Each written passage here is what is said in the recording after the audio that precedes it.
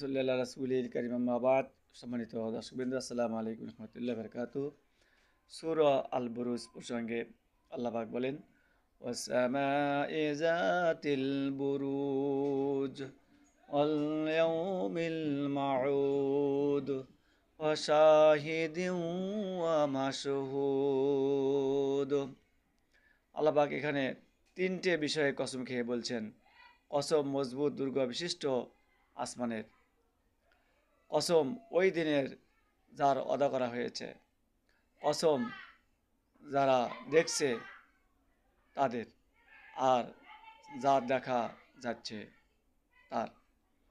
এই কসম খেয়ে আল্লাহ পাক 10 নম্বর আয়াতে বলতেছেন, ইন্নাল্লাযীনা ফাতানুল মুমিনিনা ওয়াল মুমিনাতি সুম্মা লাম ইয়াতুবু আলাইহিম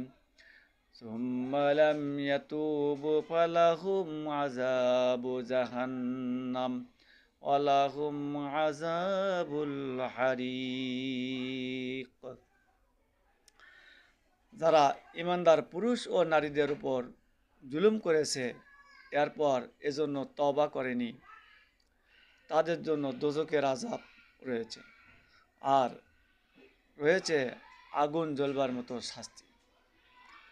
সুতরাং দুনিয়াতে যারা ইমানদার ব্যক্তিদের প্রতি জুলুম অত্যাচার করে অথচ তওবা করে না, আল্লাহ পাক তাদের জন্য কঠিন শাস্তির ব্যবস্থা করে রয়েছে এবং আগুনে জ্বলবার মতো শাস্তি তাদের জন্য রয়েছে।